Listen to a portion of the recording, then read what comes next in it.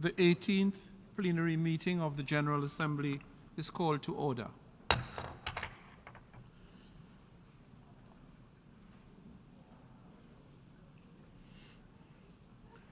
The General Assembly will consider in a joint debate Agenda Item 65 entitled New Partnership for Africa's Development, Progress in Implementation and International Support, and its sub-items A and B. Under sub-item A, the General Assembly has before it the report of the Secretary-General circulated in document A/78/309. Under sub-item B, entitled Causes of Conflict and the Promotion of Durable Peace and Sustainable Development in Africa, the Assembly has before it the reports of the Secretary-General circulated in documents A/78/234 and A/78/291.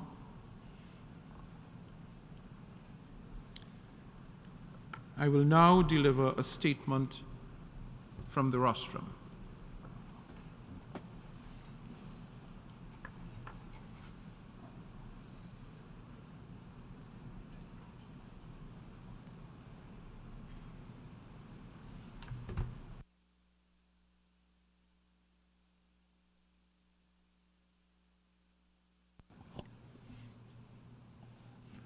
Excellencies, distinguished delegates, Africa, a cradle of ancient human civilization, is also a continent of great promise for peace, human rights, prosperity, and development in the 21st century. If given the opportunity and well supported by the international community, the continent would be indeed unstoppable, with its great potential not only for a strong takeoff, but to rise. That promise, however, requires us to address the urgent challenges to get the continent back on track to achieve the 2030 and 2063 agendas.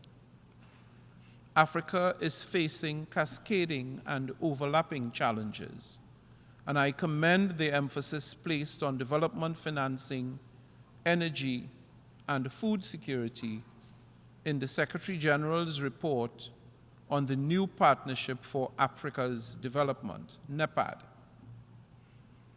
While Africa is rich in financial resources, it is experiencing such a severe debt crisis that it is losing 500 to 600 billion US dollars annually. This is more than the GDP of 35 African countries combined. Therefore, reforming our international financial architecture and achieving debt sustainability must be our top priority. For a continent so rich in energy resources, half the African population struggles to access energy, particularly electricity. We must intensify our efforts on ensuring affordable, clean, and sustainable energy across the continent in line with SDG 7. And while Africa has an extraordinarily rich endowment of natural resources, almost 58% of its population suffers from moderate to severe food insecurity, almost double the world average. We will not be successful in attaining full sustainable development in Africa if we do not prioritize implementation of Sustainable Development Goal number 2, that is, to end hunger and achieve food security. Excellencies, Africa is home to the world's youngest population, with 60% of its people under the age of 25. I applaud the African leaders and the AU for continuing to exert all efforts to turn this demographic dividend into reality by making meaningful investment in youth initiative. But truth be told, their futures are obscured by political instability and conflicts, including armed violence, extremism, and terrorist attacks, with devastating consequences for peace and prosperity. The African continent needs an enabling environment to achieve peace, prosperity, progress, and sustainability, and to harness its own resources and capacities for development. This is why it is so critical that we have an international financial system that addresses historical injustices, and that promotes an open, inclusive, and fair global economy that better represents African voices in its governance. Just a few weeks ago, the 78th Sessions General Debate and the SDG Summit provided opportunities to directly hear African voices on how to pursue economic recovery and sustainable development. The ongoing discussions on the Global Digital Compact, the new Agenda for Peace, and the Summit of the Future offer platforms to highlight peace and development efforts in Africa through a participatory effort and reinforced multilateralism. For that to happen, we need to rededicate ourselves to the basic tenets that must guide our work in this pursuit. The respect for international law, including for the UN Charter, and in that regard, the critical importance of human rights law. Excellencies, we know that poverty and economic inequalities are a trigger of conflict.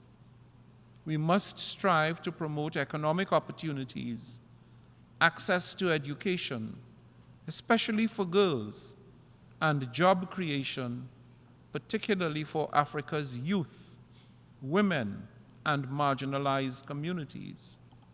We must support African countries to integrate conflict prevention and peace building into sustainable development efforts, recognizing that both are intrinsically intertwined.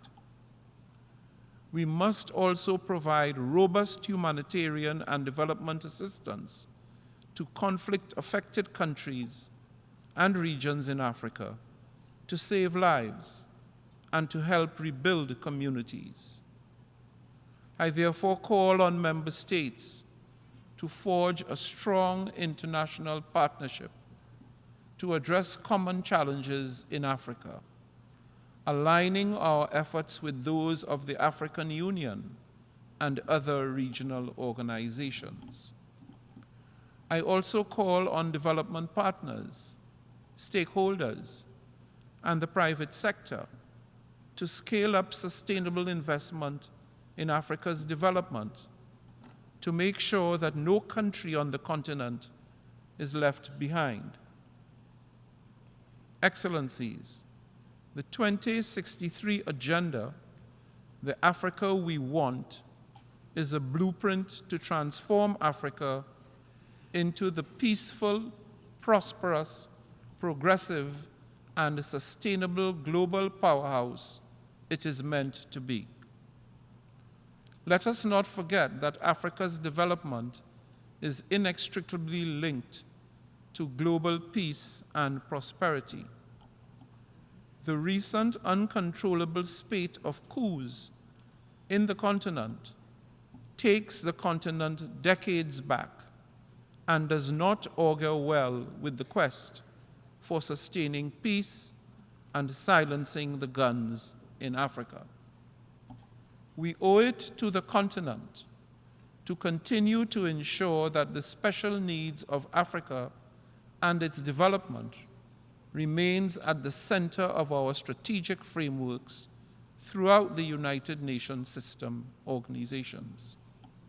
That is why I have set myself the strategic objective of prioritizing the LDCs, the LLDCs, and the SIDS during my presidency, bearing in mind that out of 46 LDCs, 33 are in Africa. It is these countries in special situations, particularly the LDCs, that are most in need of our urgent help and support to achieve the SDGs. Together we can pave the way for durable peace, prosperity, demonstrable progress, and sustainable development for all the people in Africa. Let us commit in earnest to devoting ourselves to that task. I thank you.